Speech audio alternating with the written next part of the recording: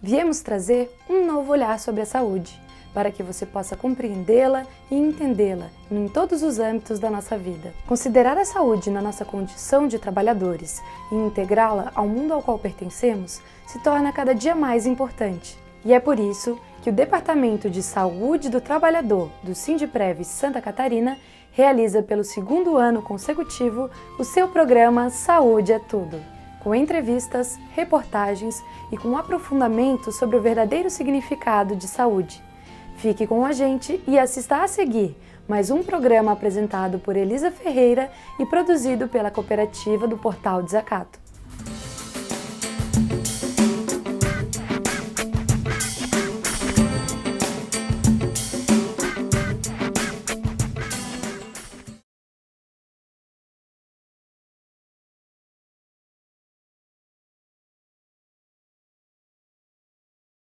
Em outubro de 2015, durante o 11º Encontro de Saúde Mental, a equipe do Saúde é Tudo entrevistou o psicólogo Marcos Vinícius de Oliveira Silva.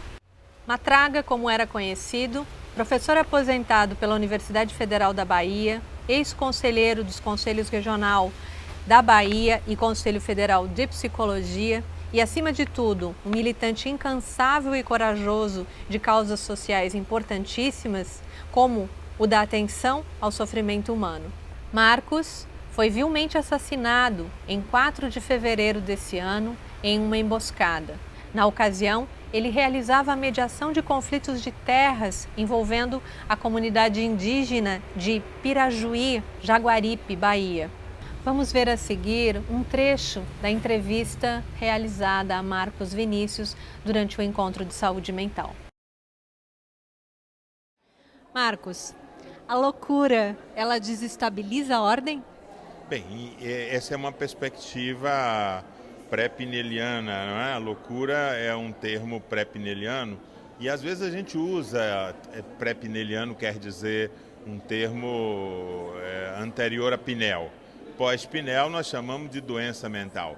Mas a utilização de um termo pré-pineliano, se referir à doença mental como loucura, né? Ou se referir ao que se chama doença mental como loucura, é para caracterizar uma dimensão da experiência humana que é uma dimensão que todo ser humano habita, todo ser humano, que é a perspectiva de alguma ordem de desorganização em algum momento da vida, né? Então, a nomeação da loucura como doença mental trouxe uma restrição na apreciação sociológica, antropológica, estética em torno da loucura. Então é importante resgatar a loucura como um objeto amplo, já que a doença mental é a versão reduzida da loucura. Na verdade, o tema do sofrimento humano tem sido recuperado, inclusive por um médico,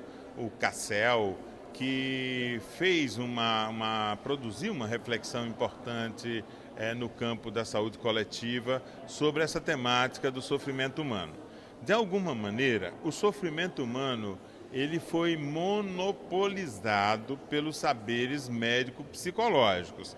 É tanto que se alguém começa a chorar, se alguém está sofrendo, todo mundo fala, vai procurar um psicólogo, vai procurar um médico, você deve estar deprimido, quer dizer assim.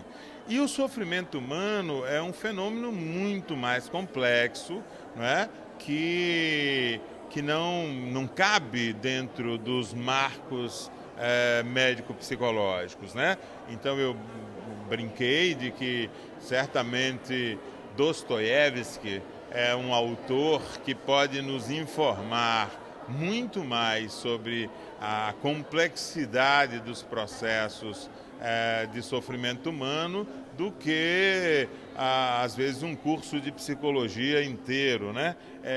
Por quê? Porque o sofrimento humano ele não se reduz a uma função psicológica ou a um resultado de um efeito do corpo. O sofrimento humano comporta a dimensão da interpretação simbólica, da produção dos sentimentos, das emoções e das frustrações e das traições, né? E, enfim, da falta e da ausência, da falta do ser amado, da falta de comida, comporta a dimensão da humilhação social. A realidade. A realidade, então nós temos aí, quer dizer, o sofrimento é um fenômeno muito complexo. Então, psicólogos e médicos têm que ampliar o seu repertório para conseguirem alcançar essa dimensão do sofrimento humano. Que rumos você espera, né, para a reforma psiquiátrica? Então, nós temos uma reforma psiquiátrica que está completando rigorosamente 25 anos de existência. Se eu considero a portaria que instituiu o primeiro CAPS de 1990 como uma portaria fundadora dos serviços, dessa possibilidade de você atender loucos fora do regime tradicional dos hospícios e ambulatórios. 2 décadas e meia de existência. Ao longo dessas 2 décadas e meia, a reforma psiquiátrica é um processo profundamente vitorioso, uma vitória da luta antimanicomial, que foi quem abriu as portas da reflexão sobre outras possibilidades de cuidar dos loucos, a partir do Congresso de Bauru, em 1987, com o lema Por uma Sociedade Sem Manicômios. Desde então, os primeiros CAPs que foram sendo criados, inventados, os NAPs, Núcleos de Apoio Psicossocial de Santos, aquela primeira meia dúzia heróica, que foi instituída por puro idealismo de trabalhadores que queriam lidar com os loucos de uma forma diferente.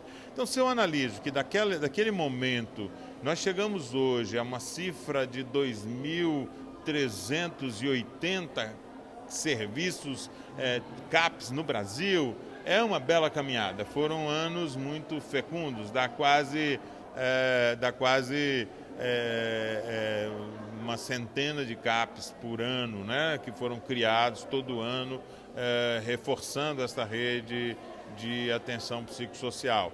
Bem, a própria ideia de rede de atenção psicossocial surgida há cerca de 2 anos atrás. Então, tem muitas coisas para comemorar, o crescimento da reforma psiquiátrica, a qualidade de vida de milhões de brasileiros que têm transtorno mental, pacientes, sujeitos psicóticos, sujeitos considerados como portadores de transtorno mental grave, que não mais sofrem nas garras dos hospícios, que estão, de alguma maneira, livres daquele triste destino.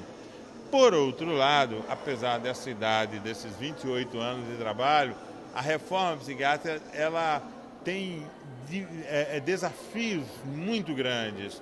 E eu estava situando alguns desses desafios, o tema de como ela lida com a questão farmacológica, psicofarmacológica, como nós constituímos uma rede de distribuição de medicamentos que são distribuídos sem, às vezes, critérios muito adequados, que generalizam essas prescrições, que levam o Brasil a ser um dos campeões hoje de produtor de uso dessas drogas, e que isso não pode ser bom. E se a reforma psiquiátrica está participando disso, ou se isso ampliou-se com a reforma psiquiátrica, isso é um problema para a reforma psiquiátrica. Por outro lado, nós temos um tema também muito relevante, que é o tema de como nós vamos conseguir dar suporte psicossocial para as famílias. As famílias são abandonadas pela reforma psiquiátrica. Os nossos serviços, os CAPs, fazem uma reunião mensal para receber as famílias e ouvir as queixas das famílias, ou às vezes convocam as famílias para se queixar das famílias no seu relacionamento com os pacientes. Mas isso não é oferecer suporte psicossocial para as famílias. Então, nós temos muitos problemas a serem enfrentados. Eu acredito que estaremos nos próximos anos superando também esses problemas, mas é necessário nomeá-los, é necessário identificá-los, fazer esse diagnóstico de quais são os problemas de uma rede que se constrói há 25 anos.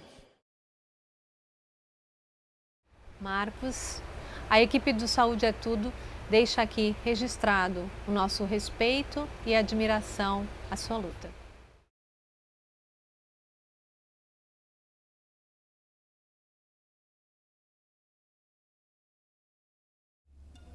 Obrigado por acompanhar a nossa produção. Para conhecer outras realizações da Cooperativa de Produção em Comunicação e Cultura, acesse nosso canal no YouTube Desacato Brasil.